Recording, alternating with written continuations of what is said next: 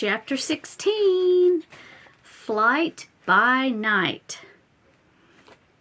I think we all know what that means. It has nothing to do with an airplane. So we're on page 131, chapter 16, Flight by Night. As she ran toward the woods, Laura's first thought was how easy it was to run without skirts. Boys were certainly lucky. Martin reached the shadow of the maple tree almost as soon as she did. They paused. She was about to make a dash for the woods when she heard the clop-clop of a horse's hoofs on the road. A horse and rider came into view from the direction of Lewiston. Soon they were joined by the sentry Laura had been patrolling the road in front of the house.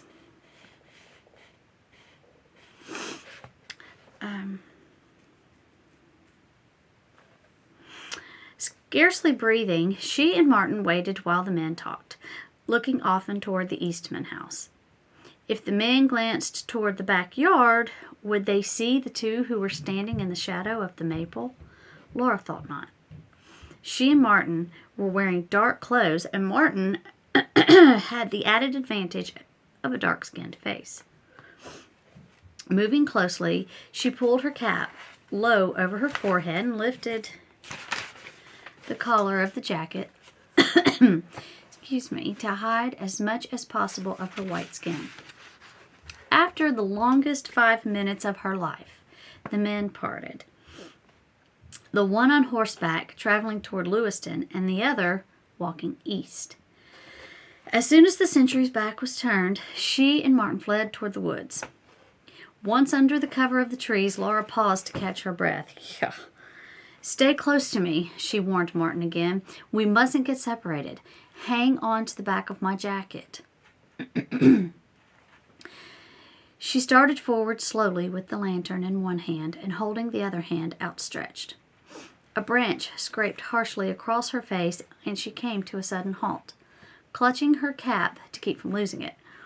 Martin, close on her heels, bumped into her. "I can't see a thing," she whispered. "I wish I dared light this lantern." "Let me carry it," Martin suggested. "Then you can use 2 hands to fight off those branches." They started forward again. It was easier, Laura found, now that she had both hands free. Also, as time went on, her eyes became more accustomed to the dark, and soon she could see the black trunks of maple and beech and oak and furry clumps of pine and spruce. She began to regain the confidence she'd once had when in the woods. Now and then, a slight tug on the back of her jacket told her that Martin was with her. The ridge road was on their left, and from the start she had tried to bear in that direction. By now, she should have reached it. Were they lost already? Surely not. Not in these woods she had once known so well. Then, to her relief, she heard the rumble of carriage wheels not far off. Martin pulled at her jacket, and she knew he, too, had heard the carriage. Moving toward the sound, she saw ahead of her the white band of the road, gleaming dimly in the starlight. Seconds later, a horse and carriage came into view, traveling at a quick pace. Even in the faint light, Laura recognized the horse. It was Sally. Someone was on the carriage seat, leaning forward to urge the horse on, but Laura couldn't make out his features. "Who is it?" The carriage passed the two hiding in the woods, and Laura was about to move on when a horse and rider came pell-mell down the road after the carriage. She heard the rider shout, "Hello! Where are you going?" A voice answered from the carriage. "Down the road a piece. What business is it of yours?" "That looks to me like the Eastman carriage, the one that kidnapped the runaway this afternoon."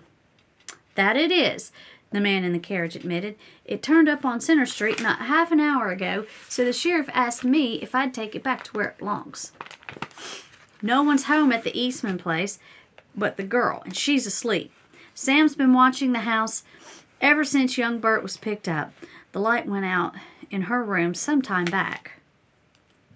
Sam must be the sentry who had been patrolling the road in front of the house, Laura decided. That's who that was. That's right, I forgot. He said he was going to have someone watch the house. All right, I heard about Bert, said the man in the carriage. Well, I'll put this rig in the barn and give the horse a bag of oats. No need to wake the girl. Laura leaned against a tree, waiting while the horse and rider cantered past on their way back to Lewiston. Martin whispered, "Too bad we can't get that carriage and ride to the river. I wish we could, but we're safer in the woods. Too many people were abroad tonight," Laura thought. The carriage would surely be stopped before they could reach Tryon's Folly. I know, Martin agreed. Well, we'd better move on. Keeping the ridge road in sight on the left, they pushed ahead, making good time until they neared a farmhouse.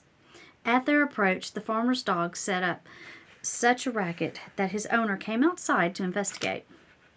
The dog ran directly toward the woods where Laura and Martin were standing, afraid to stir lest the crackle of dry leaves and branches betray them still further. They could hear the man call, "Come back here, Rupert. I'm not chasing after any porcupines or skunks tonight." But Rupert was persistent, and finally the farmer gave in, saying, "All right, you win. I'll get my gun." Ooh. Hearing this, Laura and Martin waited only until the farmer entered the house for his gun. Then they ran as fast as they could. In spite of her fright, Laura tried to keep her bearings. Their only hope was to stay inside of the road. Although her memory of the land around Lewiston was coming back to her, she knew she couldn't find her way deep in the woods at night. The barking of the dog proved to be a guide as well as a spur, for it helped Laura to lead the way in a wide circle around the farm. She and Martin pushed on until they fell to the ground completely out of breath. When the pounding of blood in her ears had stopped, Laura listened for the dog, but silence had descended on the woods. "Now I know how you feel with the bloodhounds after you," she told Martin. "They're worse," he said. "They make that awful howling noise, and you know they never give up." Martin sat up and examined the lantern to which he had clung all through their wild flight. It's still whole," he said. Laura struggled slowly to her feet and walked unsteadily to the edge of the nearby clearing. "We've come around to the north of Lewiston," she said. "Mohawk Street is over there." She pointed to the left. "So if we go straight ahead, we should reach the river." She didn't want Martin to guess how worried she was. The trip was taking longer than she had expected. What if the boat had already come and gone by the time they reached Tryon's Folly? In a few minutes, they came onto the river road across from Judge Stowe's estate. Laura felt encouraged. The last part of their trip had gone quickly. "We're almost there," she said softly. "Praise be," answered Martin. They hurried north in the shelter of the trees, for Laura did not dare to cross the road at this point. Judge Stowe's land was too open for safety. What are they going to do? When the dark mass of woods near Tryon's Folly lay opposite them, she whispered, "We'll cross here." The road was empty in both directions, so she scurried over with Martin beside her. They had barely reached the other side when hoofbeats clattered out of the drive at Judge Stowe's and came down the road toward Tryon's Folly.